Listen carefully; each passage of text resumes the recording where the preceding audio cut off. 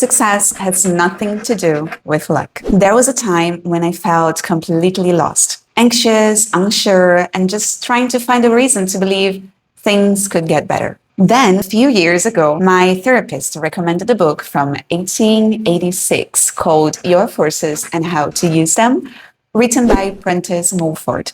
I hope I'm saying his name correctly. I didn't know it then, but these pages were about to change everything. The way I think, the way I feel, the way I live. In this video, I'll share some of the treasures I've learned from this book. And if you're curious to know more about it or where to find it, I've left a link in the description below. So, success isn't really about luck. It's not about being in the right place at the right time or having everything figured out from the start. True success, the kind that lasts, follows a law. And once you begin to understand that law, you realize that nothing in your life ever happens by chance. Not even the smallest event. Prentice Mulford said that there are no accidents in nature. Even a stone that seems to fall by accident from a mountain has been shaped and prepared by invisible forces for ages before it moves. And the same is true for us. We are not here by accident. We are the result of that law,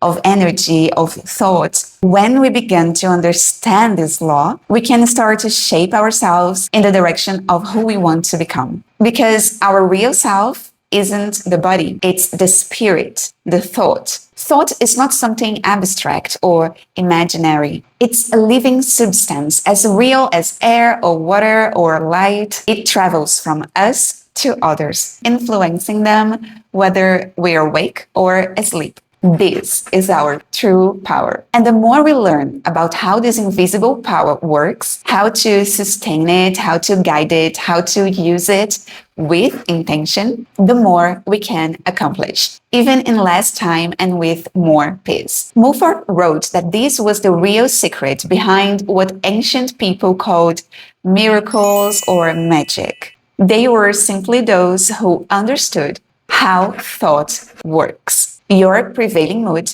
your habitual state of mind, determines more than anything else your success or your failure. Because your mind is like a magnet. It attracts certain kinds of thoughts and also sends them out. You don't create thought, you receive it, just like radio receives waves. And whatever kinds of thoughts you hold most, those of hope, strength, order, justice, gentleness, determination, those are the same kinds of thoughts you will keep attracting to you. You attract what you vibrate with. These thoughts are not just ideas, they are elements, as real as anything physical. Every thought you send out leaves you as substance. It travels, it mingles with the thoughts of others, and then returns to you multiplied.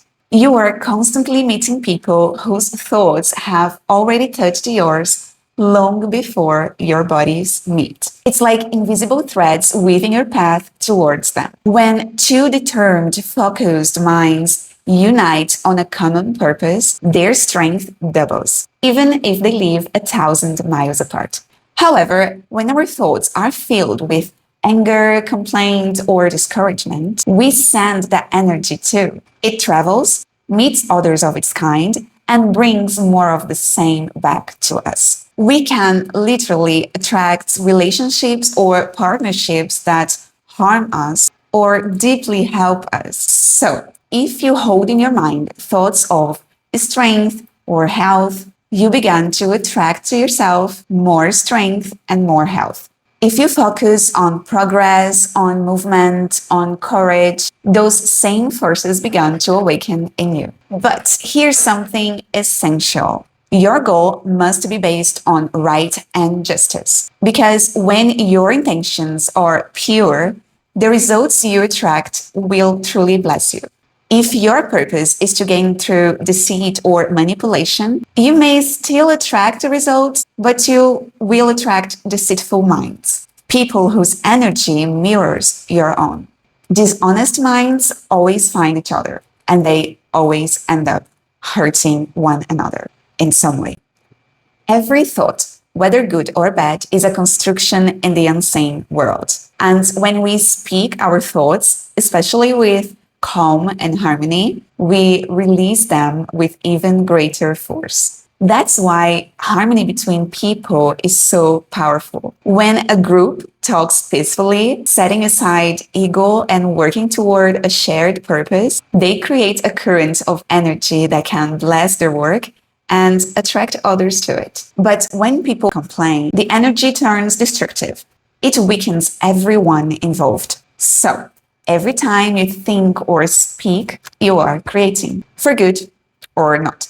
Every word has literal value. If you keep repeating to yourself things like, I can't succeed, that thought goes out like a message, joining with other discouraged thoughts. And soon you will find yourself surrounded by people who also believe they can't, people who reflect that hopelessness back to you. Your thought power is always working. You can use it to build your success or to block it. When you hold a clear, determined goal in your mind, a vision you truly believe in, that vision becomes real in the invisible world. It begins to attract the right ideas, opportunities, and people through the quiet power of your steady thought. And it keeps working while you sleep. It brings you new insights, plans, and inspiration. And when the time is right, it moves your body into action. That's how all true success happens. The unseen first, the seen later. Mulford even said that when we sleep, our spirit, our thought, continues to work and travel.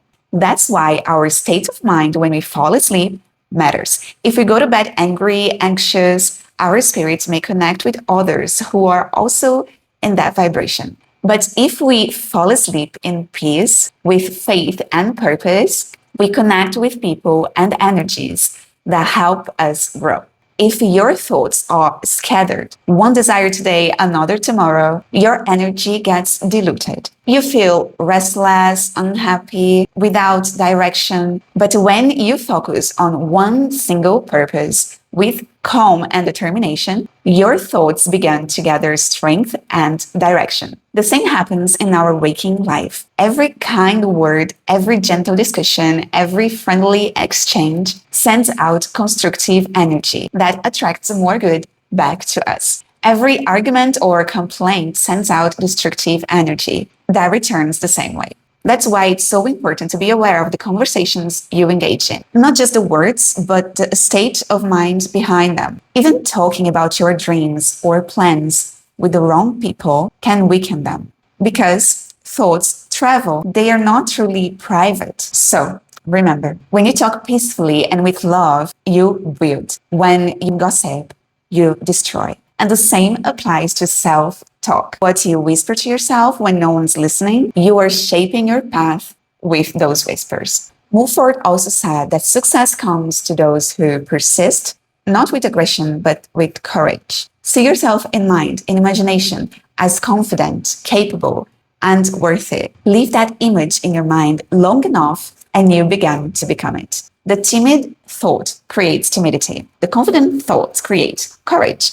Poverty, he said, often comes from shrinking away, from fear of taking responsibility, fear of being seen. But, as I said before, you can reverse that silently by imagining yourself strong, visible, and capable. You are always growing toward your highest idea of yourself. And finally, don't be afraid to rest. When you rest, your invisible self, your spirit, your thought, keeps working for you, preparing the next opportunity, the next plan, the next step. You don't need to exhaust your body to create success. Desire it, imagine it, and let your mind attract the way. Because success, true success, begins first in thought. And thought, my friend, is a living, vibrant, creative force. So, take a deep breath and remember, every calm, clear, determined thought you hold is already building something beautiful,